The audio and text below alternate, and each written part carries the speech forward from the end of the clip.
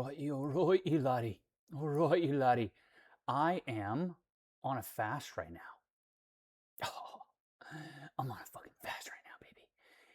I'm not going to say how long that I plan to go because I've learned something about myself that the moment I say a number, right, my mind turns it into a goal.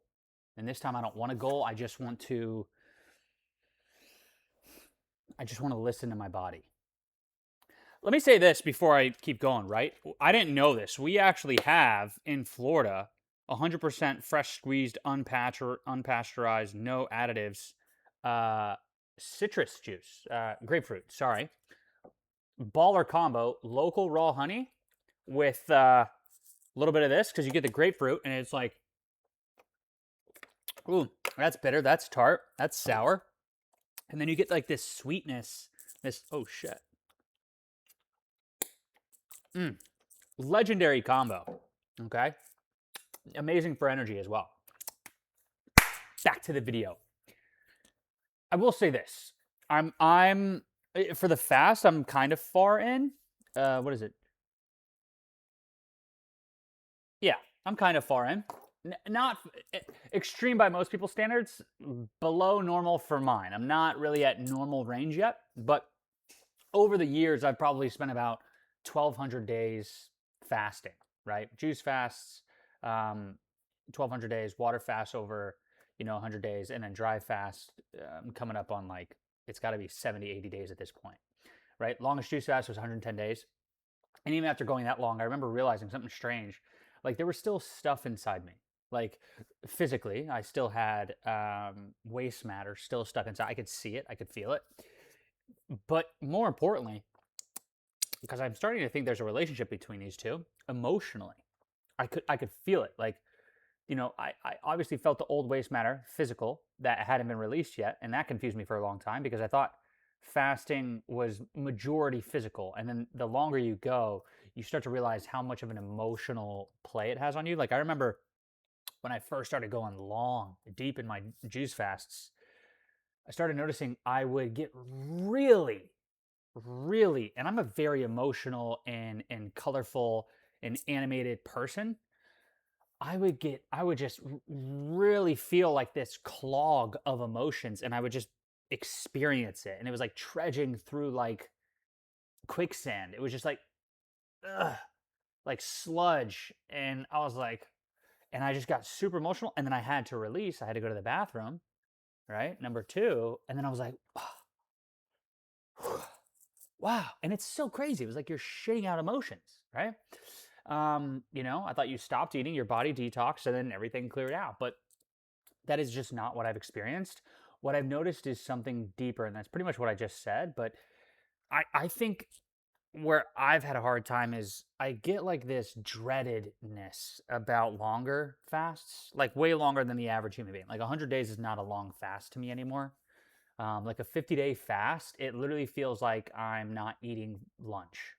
My body's just gotten so adapted to it. I can literally fast for 30, 40, 50 days, and it's like, oh, I just missed lunch. Like, no biggie. And honestly, I probably have a better response. I know some people who miss lunch and they get cranky and, you see grown adults turn into children, right?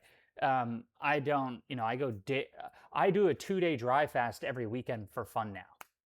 Like it's not a problem to me or anything like that. Like I'll do juice for 5 days and then I do a hard dry fast. So no water on the outside or the inside of the body, just to kind of speed up because dry fasting is such a deeper healing modality that can be utilized. So, but basically back to the video, what I've noticed is, at least from my experience, my body is releasing what it's ready to release, not just physically, but like emotionally, mentally, energetically, right?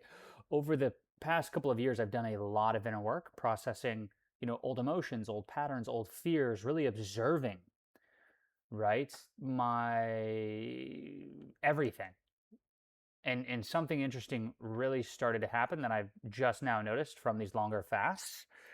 As the mental and emotional work happened, the physical release started happening too, right? It was almost like certain things in my body were attached to emotions that I hadn't processed yet, and I could only go so far on the fast. Even though I knew there was stuff left in me, I'm like, come on. But I couldn't mentally and emotionally because I just didn't like process what was attached to that, right? My body just wasn't ready to let it go. And this was fasting for months because I've seen people fast 50 days and they let go of a lot more than I'll lose in 100 days. This could also have to do with how clogged up I was and how much I like wasn't. It's so funny. It's so, I wonder if it's, you know, connected because I was so unprocessed emotionally and became so unprocessed physically that I just had 10, 20, 30 pounds of leftover fecal matter inside of me. Like that was just not going anywhere, right? Um, this time, though, it feels really different.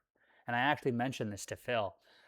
There was like a groundedness I didn't have before. Like in the past, there was always this like subtle fear and dreadedness and worry and concern about going like really long, like this tension, like something inside me like was resisting being released. But now it feels a lot more peaceful. It feels a lot more centered. Like almost like my body is finally like trusting that it's safe to let it go. And that's really the huge thing is that it's so funny like when someone goes through like traumatic experiences growing up and then they are just constantly reliving that. So they'll go through trauma like a moment and then 10, 20, 30 years later something will happen and they'll theme it with their trauma and then reapply it. And it sucks dick because I lived that way for a super long time and I'm just now realizing that.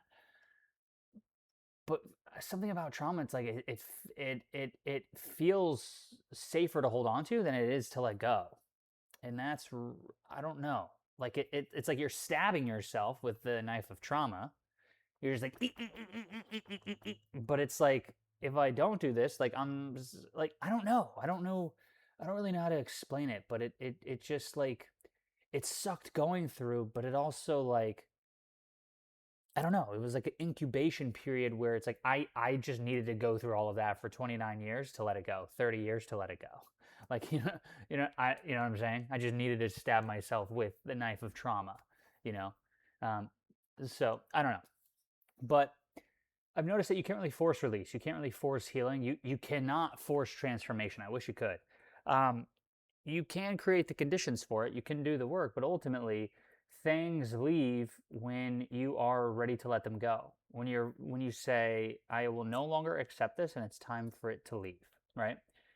And sometimes the mind has to release something before the body can. That's been my experience. I have taken my body to extreme lengths physically and I will every time I have always reached the limit, not because I couldn't go any further physically, but because mentally my body reached the threshold before it could physically.